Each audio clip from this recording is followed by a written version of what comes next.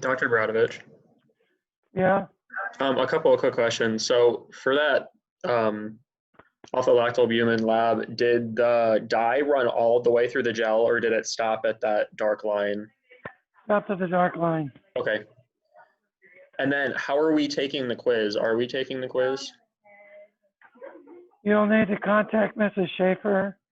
Okay. She has copies of everything. Okay. So we'll take it when we get back? No, she'll email it to you, and then you email it back to me. Okay.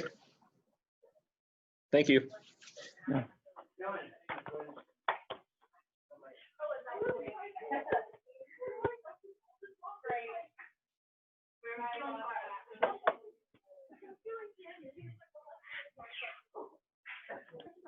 Mm. Is there stuff on this test that we haven't, or quiz that we No.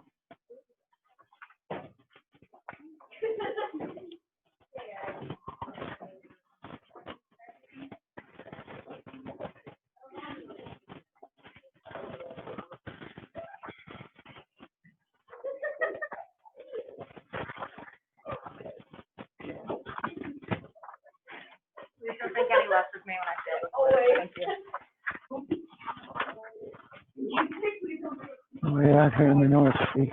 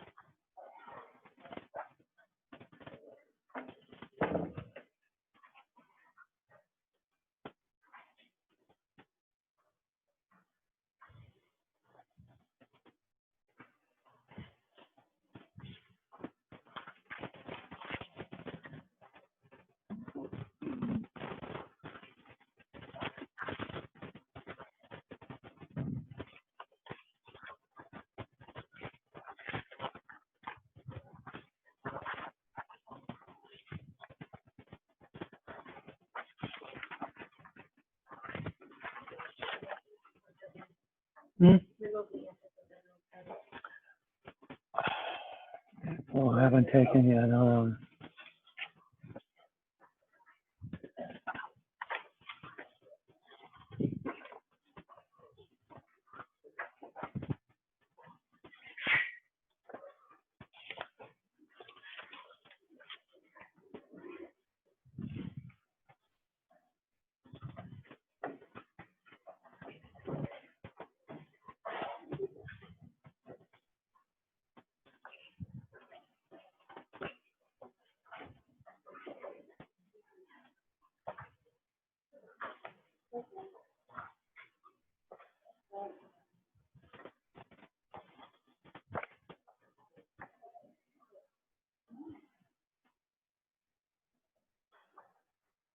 It poured.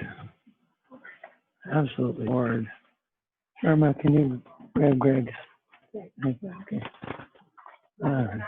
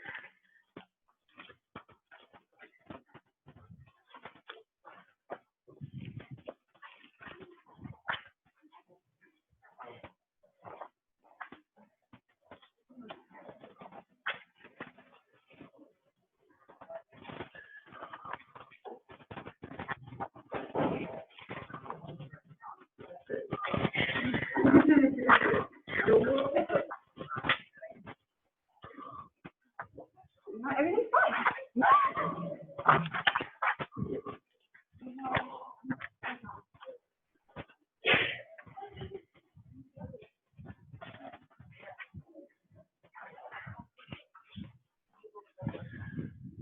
So this new homework set, let's get past the exam first on Wednesday before we worry about getting this done. So if we wait until after Wednesday, the exam's on Wednesday, could this then conceivably be due the following Monday? The following Monday, that would be November 3rd? 2nd? Yes? Is that doable? 5th is a Thursday, 4th is a Wednesday, 3rd is a Tuesday, 2nd's a Monday. November 2nd. This is due November 2nd. Okay?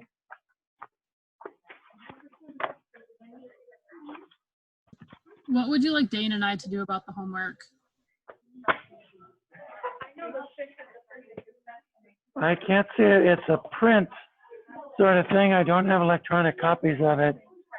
The option would be to try and get Mrs. Schaefer to scan it and send it to you. If we can do that, then I'll get it to you then. If not, then I'll just wait until you guys get back. So that's all we can do. So look to your emails. If you find a copy of it, then that's the way we'll do it. If not, we'll just wait till you get back. Okay. Okay, All sounds right. good. Okay, good. All right. Okay, gang, let's get back to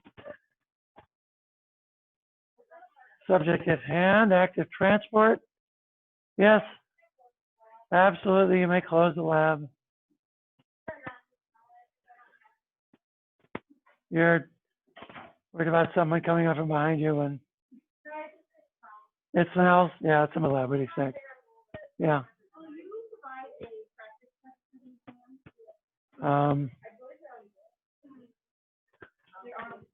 There's some on Blackboard.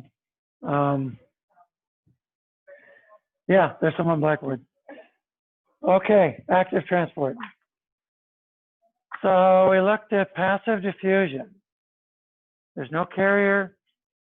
You pass right through the membrane. There aren't very many molecules that can get into the cell via passive diffusion. Can you name some that can?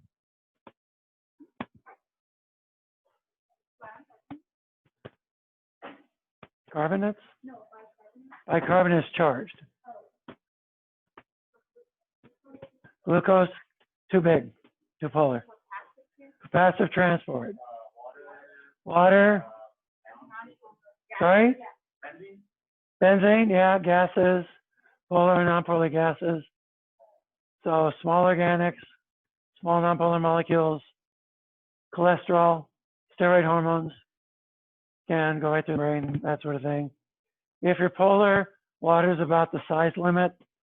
After that, you're too big, and if you're charged, forget it. So Crystal said bicarbonate, something as small as bicarbonate is charged. So you're charged, not going to happen, never, never, never. Facilitated diffusion also works via concentration differences. You go from a high area, high concentration outside the cell to an area of low concentration inside the cell, but you have a carrier. You have a carrier. That carrier shows saturability, and it follows Michaelis-Menten kinetics. That's facilitated diffusion. Not very many molecules are taken up that way, mainly those sugars, at least in our cells. Bacteria use it for a few other things, but mainly hexose sugars. Active transport can move things across the membrane up the concentration gradient. So you can take something from an area of low concentration and transport it into an area of high concentration. To do that, you have to expend energy.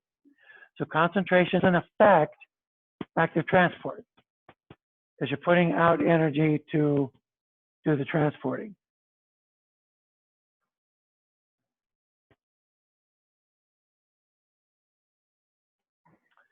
You're moving things against the prevailing gradient. So there's two main types of active transport: primary, secondary. Primary and secondary.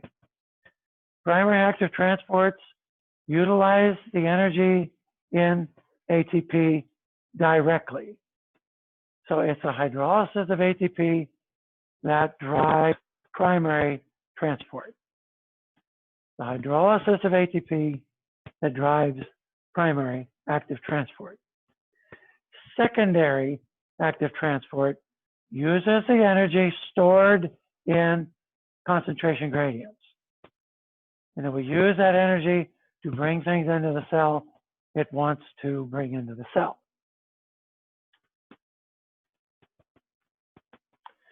So the Gibbs free energy of transport can be calculated relatively simply using this equation, where R is the universal gas constant, T is the temperature in Kelvin, the natural log of concentration 1 divided by concentration 2, and it depends if concentration 1 essentially would be concentration is where it is initially, concentration 2 is where it's going. That's why we don't do in and out, because it depends on the transporter.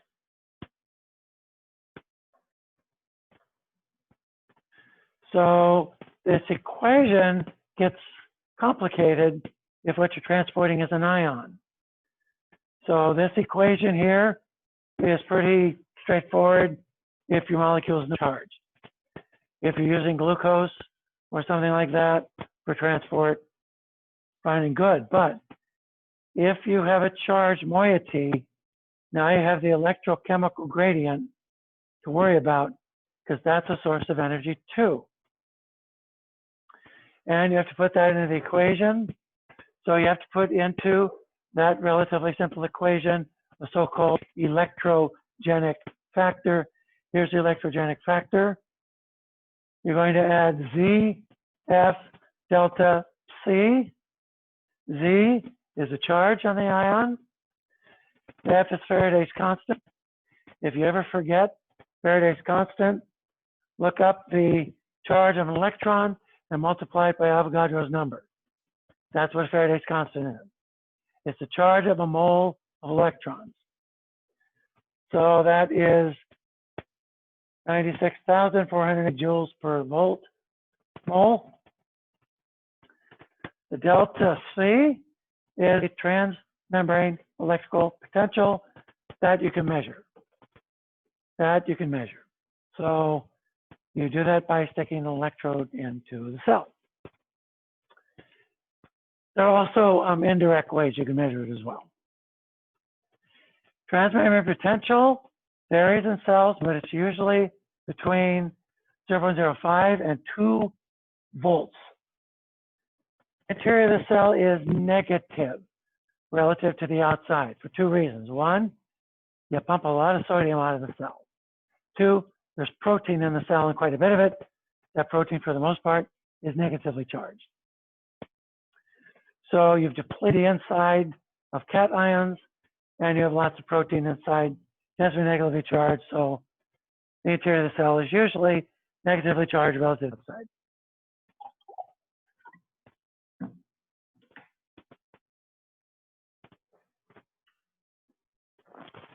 When it comes to primary active transporters, there's 4 classes of them. There are P-type pumps. P-type pumps typically will transport ions, usually ions. There's the V-type pumps. V-type pumps are called V-types because they're found in the membranes of vacuoles. Not exclusively, but that's where they were first discovered.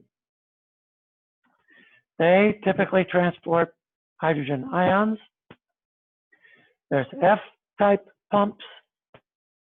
Those are found in the endomembrane of mitochondria and in the membranes of bacteria and in the thylakoid membranes of chloroplasts. And then ABC transporters. ABC transporters.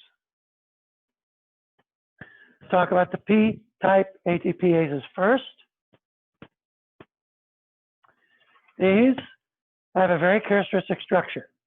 They have 2 subunits, alpha, beta, alpha and beta. The alpha subunit is usually the bigger subunit. The beta subunit usually is noticeably smaller. In some cases, substantially smaller than the alpha subunit. The alpha subunit has an aspartic acid residue that is conserved throughout all P-types. And that aspartate residue gets phosphorylated during transport. Now, biochemically, one of the ways you can tell if you have a P-type pump is that it is inhibited by the ion vanadate. Vanadate. You notice vanadate looks a little like phosphate. P-type pumps are inhibited by vanadate. The other primary ATPase, primary active transporters are not. P-type pumps are, the others are not. So here are some examples of some P-type pumps. You could probably see the letter now. So here's a cartoon, essentially, of the alpha subunit. of a P-type pump. 1, 2, 3, 4, 5, 6, 7, 8, 10. These pass through the membrane quite a few times. All of those are alpha helices, just like what you see here. So here is the calcium ATPase that's found in the membrane of the endoplasmic reticulum of muscle cells. That's why it's called the sarcoplasmic reticulum calcium pump, or SERCA. SERCA, as you can see, has the A domain, P domain, N domain, and the transmembrane domain. Here's the sodium potassium PAs. Here's the A domain, P domain, N domain, TNS. Here's the plasma membrane proton, ATPase. And A domain, P domain, N domain, TNS. Here's the strict potassium hydrogen ATPase that's inhibited by proton pump inhibitors. And here's the A domain, P domain, N domain, TNS domain. You see a theme here? They're structurally very similar, even if they don't share similar amino acid sequences.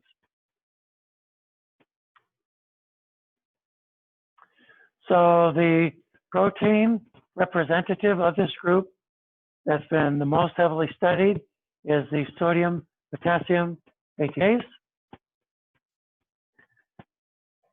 Jens Skounds, who is he Swedish or Norwegian? I think Norwegian, has done the most work on this. He did some of the best structural and then cell physiology work on this ion pump. This pump will pump three sodiums from the cell, and it will bring 2 potassiums into the cell, all while hydrolyzing an ATP. That's the energy that allows to occur.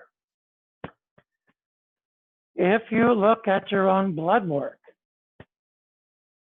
and you take a look at the soluble elements in the blood, ignoring all the proteins, what ion is the most abundant in your serum? Yes, that's right, sodium. Because your cells work so hard pumping sodium out of the cell. What ion do you think is found in pretty low concentration in blood? Potassium, because your cells take a lot of it up.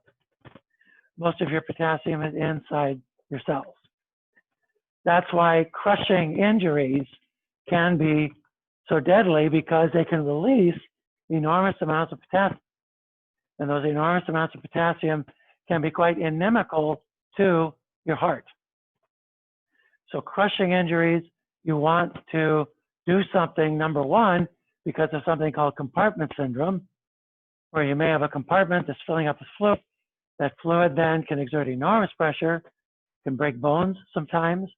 It can even crush, if it's in the viscera, the trunk, it can crush other tissues. You want to make sure that's drained, but also potassium. You want to make sure that the release of potassium is quelled and that you don't have hyperkalemia, as it's called, due to crushing injuries. Crushing injuries, you get a piano that falls on your foot. You get a car accident where the car gets accordioned and your feet with it. You get crushing injuries and you have 2 broken legs. A lot of tissue damage. Those crushed muscles can release enormous amounts of potassium into your body. This can be quite deadly to your heart. So you want to make sure one of the things you do in emergency medicine is you must pay attention, strict attention to electrolytes and address those immediately while you're addressing bleeding and everything, and infection and everything else. Yeah, right. That's why emergency medicine is not for the faint of heart. All right, so this is your cell can essentially contribute close to 25% of its ATP creating this thing. That should tell you how important this is to the life of the cell. This particular protein, too, is ubiquitous. It's found everywhere. It's found in squids. It's found in shrimp. It's found in sponges. It's found in coral. It's found in tuna. It's found in salmon. It's found in ferns and farm animals and people named Fred and yeah, just people named Fred or other people whose name begins with F. This is a ubiquitous protein. It's found throughout the biological world. Plants too, yeah, plants have it too. So the protein works in various stages. The protein has 3 very high affinity sodium binding sites. When it binds those sodiums, ATP, which is bound to the P and the N domain, will be hydrolyzed and at conserved aspartate residue will be phosphorylated. This will transition the protein so that those high affinity sodium sites are now obliterated. The sodium, therefore, will be released, but because the conformational change is released to the outside. This conformation also creates 2 very high affinity potassium sites. Those will be bound by potassium from the outside. That binding will stimulate the autohydrolysis of this phosphate. That will transition back to the original state. Now the high affinity potassium sites are obliterated and the high affinity sodium sites will return. They'll be bound by sodium. You'll then get hydrolysis of ATP and transition and backing. And you can see this here. The binding site for ATP is shared by the PN domain. The P site has a protein domain that is commonly found in ATP binding domains called the P loop. That's why it's called P domain. P loop binds the ATP, and this happens to be the calcium pump. Calcium pumps also pump calcium from cells. That's why calcium concentrations inside cells are extremely low. Okay, those of you in my 404 class, what's calcium concentration in the blood? Oh, yes, yes, I love you. 8.5 to 10 mg per deciliter.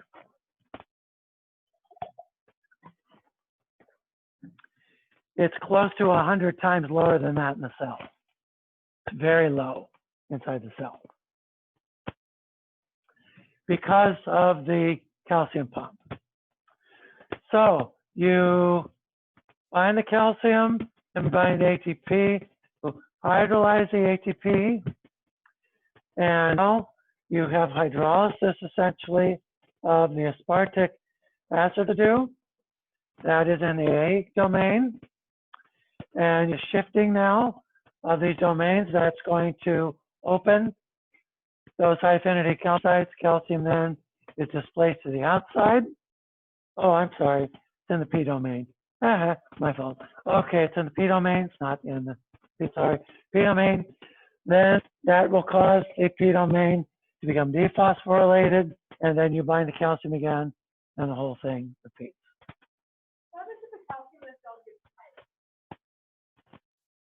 Calcium in the cell gets too high, you start getting precipitate between calcium and phosphate. You get calcium phosphate precipitates, those can kill the cell. Those precipitates are notoriously insoluble. They don't tend to go back into solution. Do you know off the top of your solubility product of calcium phosphate? It's like 10 to the, like phosphate 57th or something like that, like really high. Yeah, they just, that's the reason why the cell is trying to keep the calcium concentration so low. And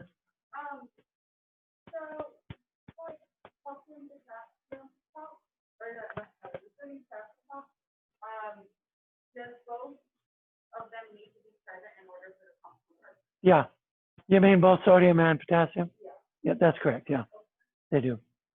And you need ATP as well. Oh, incidentally, the sodium potassium ATPase is the target of the anti-rodent chemical Wabane. Maybe you grew up on a farm? No. Do you? You can buy them at Walmart. They're these wax squares. They're called rodent blocks. They're wax. You put them down, the rodent on them, and they die. They're laced with Wabane. That's the thing in the rodent blocks that kills the rodents. It poisons the sodium potassium ATPase. Rodent blocks. We used to use them when I was a kid.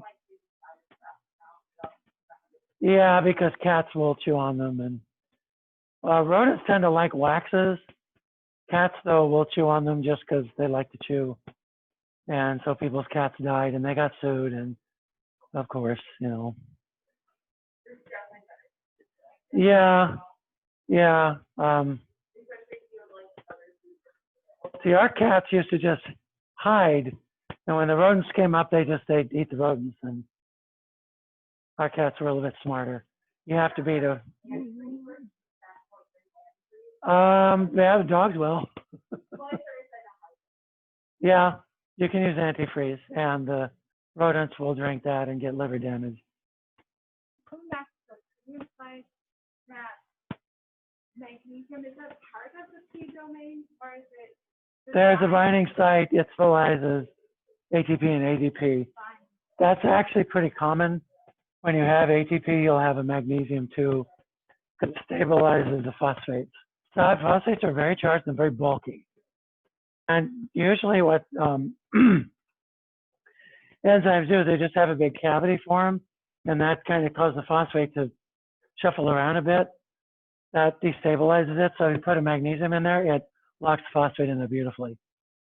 We'll see that with several enzymes. They'll bind ATP, but they have to have a magnesium too. Oh, yeah. Yeah. So this has that magnesium cofactor.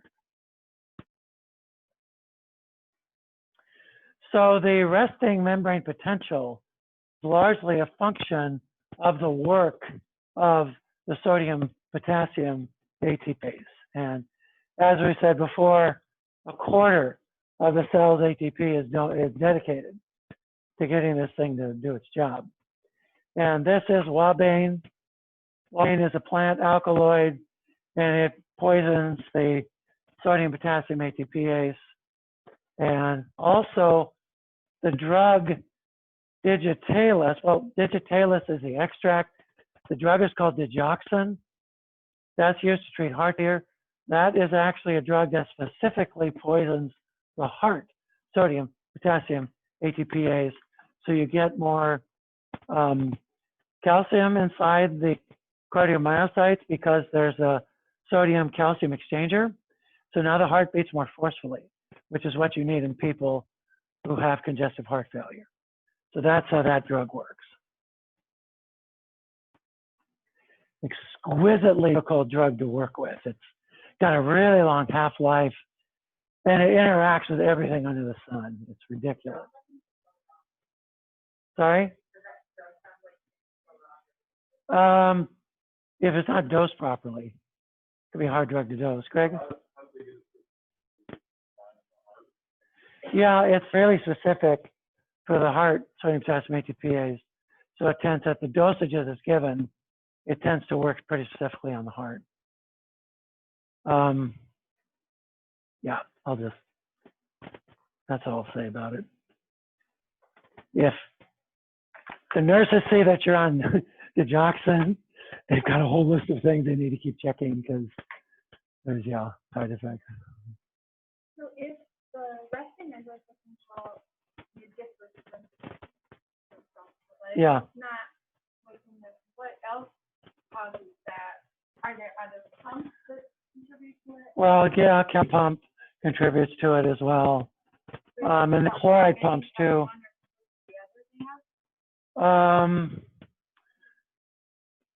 Some cells, like for example, muscle cells, resting membrane potential for muscle cells, skeletal muscle cells is 100. because they so vigorously pump calcium out of the cell. So once calcium comes in, it gets recaptured then by the sarcoplasmic reticulum and then pumped out. And that drives it way, way down. So, and then cardiac myocytes, these pacemaker cells, actually have a resting potential of only about -60. So it's going to vary from cell to cell. The rough average is about -70, but it's going to vary from cell type and cell to cell. So It just depends on what pump and yeah, and the where. characteristics of the cell and things like that. So the calcium pumps are another one of these P-type ATPases. And why? Well, question was asked because of the insolubility of calcium phosphate crystals. And here's a nice calcium pump structure. You can see the P in the N domain and the T and the S, and there's the calcium binding sites right there. This is the Circa pump that pumps things back ER.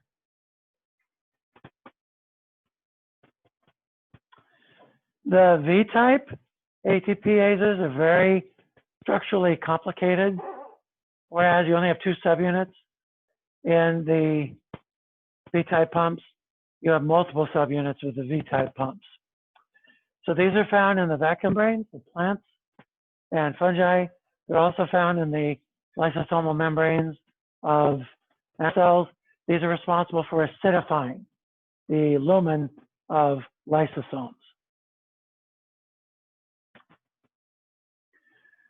They're structurally like P-type pumps. They tend to pump prons. That's what they pump. They don't undergo phosphorylation or dephosphorylation in a cyclic fashion. They're not inhibited by vanadate. And you can see they have lots and lots of subunits, but they essentially hydrolyze ATP here. The hydrogen ion then comes in. This actually turns like this, and it releases them on the other side of the membrane. The F-type ATPases are very similar structurally to the V-types. And these are the ones that act as the ATP synthases that you see in the mitochondrial membrane, the thylakoid membrane of chloroplasts, and also the membranes, plasma membranes of bacteria. As we said there. Then we have this huge group of transporters called ABC transporters. ABC stands for ATP binding cassette. AT binding cassette. So it has a piece of the protein that binds ATP, and that's linked usually to a trapdoor, if you will, in the membrane that opens and shuts in response to hydrolysis, binding and hydrolysis of ATP. These particular transporters are everywhere. They're found in bacteria, they're found in plants, they're found in protozoans and animals, and what have you. They're absolutely ubiquitous. Structurally, they can vary pretty wildly, but they have a really similar mechanism. So you have a dimeric nucleotide binding domain, NBD, and these have the alpha, beta, alpha fold, the Rossmann fold, that binds ATP. And when these bind ATP and hydrolyze ATP, you get a conformational change in the transmembrane domain that will allow things to enter the cell or get kicked out of the cell or whatever. So these are 2 different transporters. This is one that transports vitamin B12. This is a sugar transporter from various different species. They all kind of look the same. So you have this substrate binding part here. You got your substrate. You can have the transmembrane. That's what TMD stands for. You have the nucleotide binding domain. These proteins virtually always are dimers. Virtually always. And when you hydrolyze your ATP to ADP, you get this conformational change, and now this substrate will move from outside to inside. Not all of these have substrate binding proteins, some do. Like the maltose transporter in bacteria, there's a maltose binding protein that grabs maltose and brings maltose to it, and it gets transported. The histidine transporter in bacteria, there's a histidine binding protein that kind of presents histidine to it. Not all transporters have that, just some do. And a very famous member of this group is the cystic fibrosis transmembrane regulator, which is a chloride channel. Now, as these particular proteins go, this one's a bit of a weirdo. How precisely this protein works is still not completely well understood. It's known there's a serine here in the P domain that gets phosphorylated. So you make a phosphoserine and you bind ATP here when it's dimerized, and that will determine whether chloride will go through or not. Then when it goes through, the phosphate gets hydrolyzed, and this then inserts itself between these two, and you get this cycling essentially between these two states where these two are these two mains, the MBDs are dimerized and what have you. This is a model. Not really clear this model is correct, but it is a member of the ABC group, and this is the protein that goes kablooey during cystic fibrosis. The mutation most often mapped in cystic fibrosis is right here, phenylalanine 508. And it's right there. And it interferes with this being and cycling and hydrolysis of ATP. So the channel controls whether or not our domain is phosphorylated if ATP binding. Yeah. You have to have ATP bound in order for the channel to open.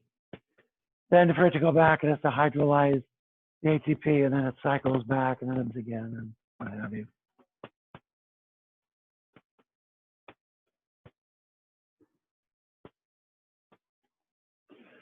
So this channel lines the membranes, apical membranes of epithelial cells that line our areas, that line the digestive tract and the exocrine glands. And if you don't have proper export of chloride, won't have proper export of water.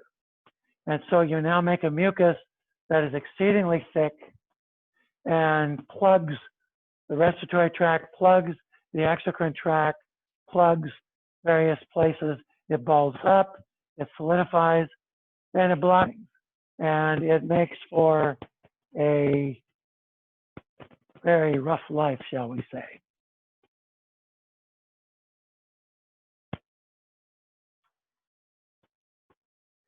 And that's what causes cystic fibrosis. So here's the phenylalanine 508. That's the particular allele you find most often. Cystic fibrosis is seen most often in Caucasian populations.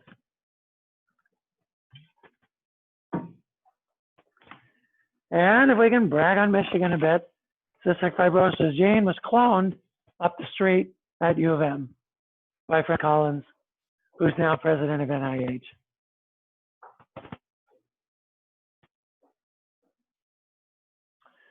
All right, secondary active transporters. These, again, they use the energy stored in gradients. So a good example, one that's been well studied but still not well understood, is the lactose transporter.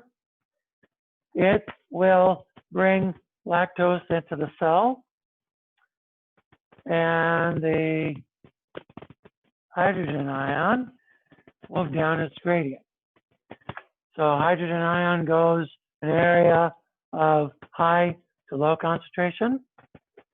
Lactose will be moving against its gradient. That brings lactose into the cell. Nice is the import of a proton. Same thing with importation of proline, dicarboxylic acid. In our cells, so acids are brought in this way. Glucose is, there's sodium, calcium exchangers in the heart. Plants do a potassium ion exchange. Fungi do too. These are all examples of antiporters and symporters that are secondary active transporters. Secondary and primary active transporters can work together in a 1-2 punch. So depending on where they are in the cell, you put your primary active transporter over here at the basolateral membrane. You put your secondary active transporter here in the apical membrane. You bring in sodium and glucose, and this is the case either in the urinary tract or the digestive tract. You'll bring in both sodium and glucose. This is the sodium glucose symporter, secondary active transporter. On glucose, sodium is low inside the cell thanks to the activity of the sodium potassium ATPase. Sodium goes down its concentration gradient, glucose goes up its concentration gradient. Glucose then is kicked out of the cell into the bloodstream via a facilitated diffusion transporter. Glucose is high here, low here, kadunk, out it goes into the bloodstream. The sodium that came in now gets kicked via the sodium potassium ATPase. It gets kicked out into the bloodstream. So now the sodium essentially goes straight to the cell into the blood. So does the glucose. So you've recaptured these, you've absorbed these, and you put them in the stream, which is precisely where you want them to be. Using those two together.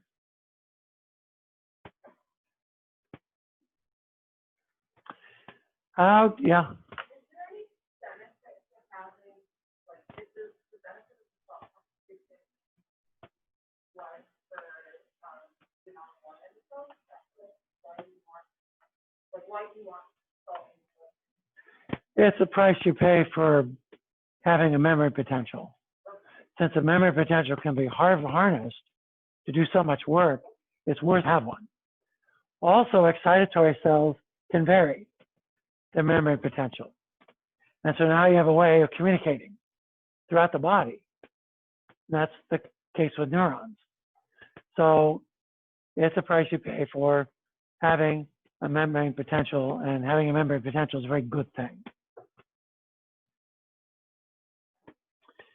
There is a way to inhibit secondary active transport if you hamstring those concentration gradients upon which secondary active transport depends. You use lipophilic molecules called ionophores. Ionophores. Ionophores will shuttle ions back and forth across the membrane. Because they're lipophilic, they can cross membranes with ease.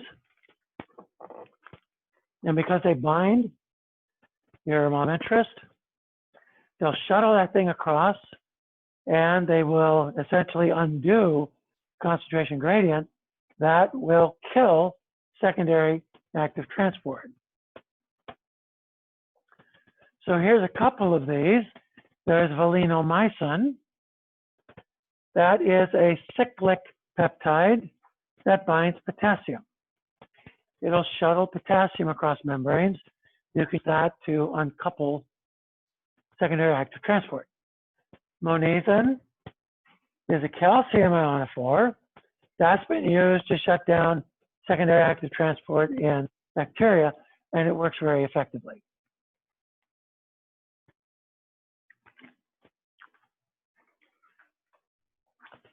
Now let's talk about ion channels. Again, channels are doors in the membrane, but they're regulated. That's whether they're open or shut. Ion channels tend to be specific for particular ions.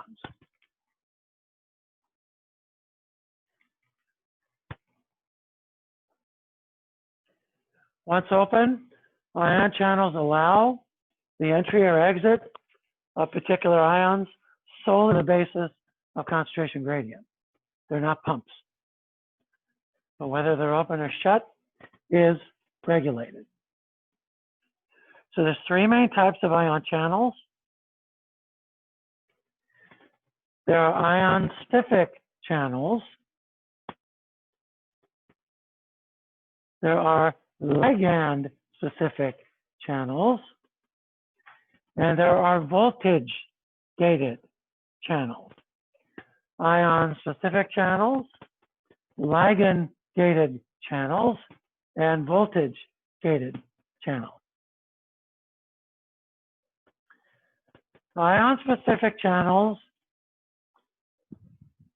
will allow message of specific ions in response concentration. Cells will have channels sometimes that are called leak channels. Leak channels prevent a cell from building up too much of a particular ion. So they have a little leak channel that lets certain ions leak out. So K cells, particularly in the ascending Henle, potassium leak channel, they concentrate, they take up potassium, so filtrate. They can get so much potassium in them, they can just kind of go kablooey. So they have a leak channel. Potassium just kind of leaks out slowly, and that works pretty well. It's kind of like your attic leak. Your roof leaks, you get all this in your attic, but there's a little leak channel. It always leaks down to where you are. Drip, drip, drip. That's your leak channel, essentially. Kind of same with this. That water's not all good in the attic, is it? Same with these leak channels.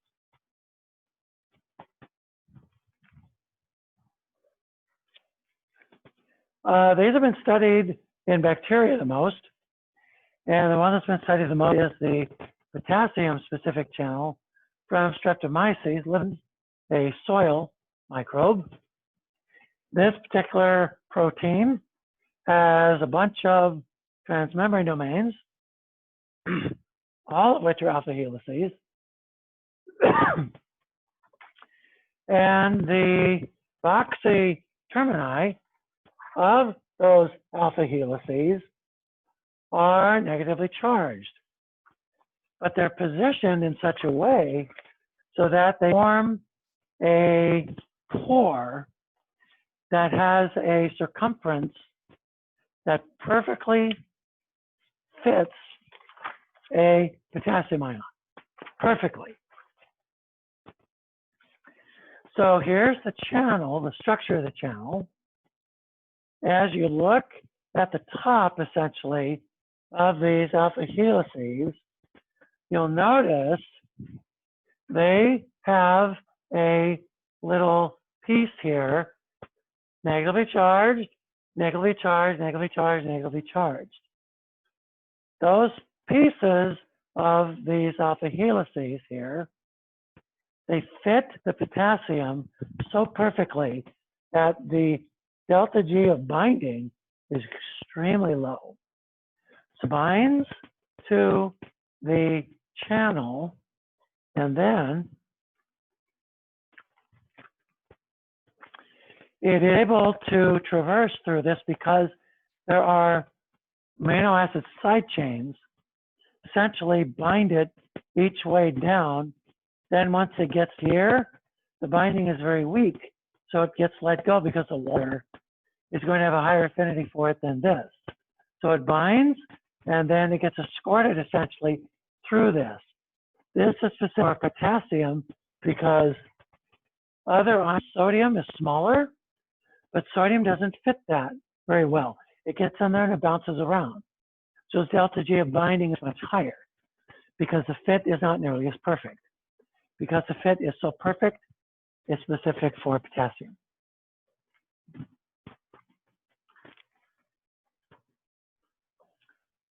And here's a view of this essentially from your book. You can see this here very nicely. Oops. Wrong one. That's the wrong one. This is the voltage-gated potassium channel. The voltage-gated potassium. So this was the ion-specific channel. This is the voltage-gated channel. Now, the voltage-gated channel is open or shut depending upon the memory potential. So there are two alpha helices that work as voltage sensors. Voltage sensors. In this protein, it's the S4 helix.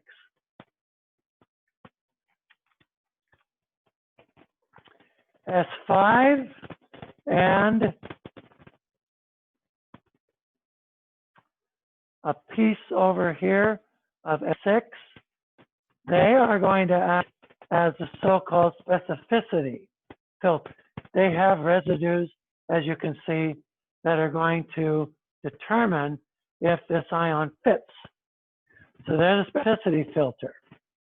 But whether this is open or shut is going to depend upon the position of S4. There's S4. So S4, as you can see, is a alpha helix that's positively charged on one side.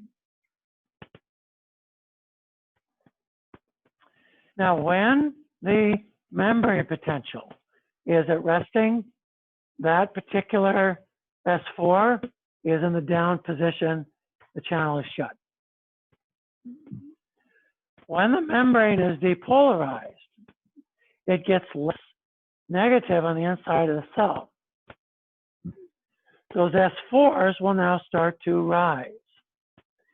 As they rise, now the specificity filter now starts to open up because as S4 rises,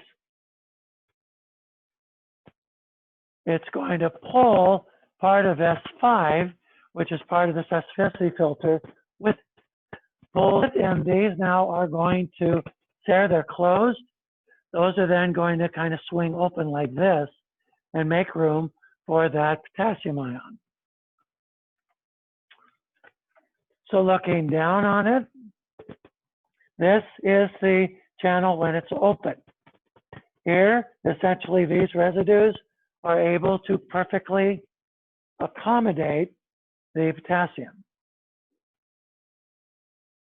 When S4 is in the resting state, it will be down. These then will fall into this place here, and the channel will be closed. So here is the open configuration. Here's the closed configuration. The potassium may bind, but it gets stuck and it gets rejected. Virtually all voltage-gated channels work this way. The sodium channel, chloride channel, calcium channels, they all work this way. They have a voltage sensing helix. They have a specificity area. As those specificity helices change depth, it changes the pore. So when the first core that we looked at, where the potassium ion was like ground, was like the only thing that we found out we were Yeah. they all like that? The leak channels and things like that are, yeah. They're specific for ions. So Sodium, that's easy. You just make a pore that's really small, potassium can't fit in it. But then how do you get a pore that's specific for potassium that sodium can't fit through? You make it that it accommodates the potassium so well, the sodium can get in there, but it bounces around. Because it bounces around, its delta G of binding is very high because it can't quite find a place to attach. It's just okay. It's kind of like when your kids are little, they flip from one thing to another. They'll go to one toy, pick up one toy, play with it, put it down. Well, actually, no, they throw it usually over here. That's why they're good at making messes. And then they'll pick another toy, and throw it usually way over there. They can't leave them all in the same place, have to be over there. Then usually something, and there, it's kind of like sodium is that way. Sodium can't quite find a place to bind and go through. Potassium fits it, goes right through.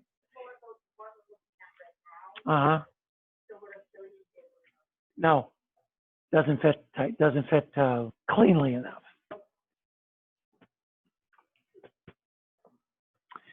All right, that is it for today.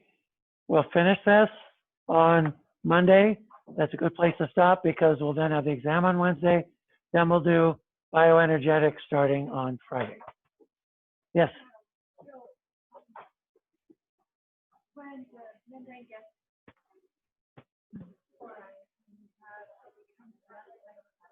on the inside of the outside, why would the S4 go pushed up?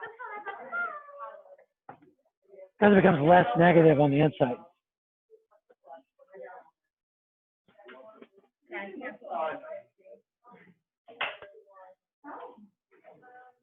More negative, so when it gets defluorized,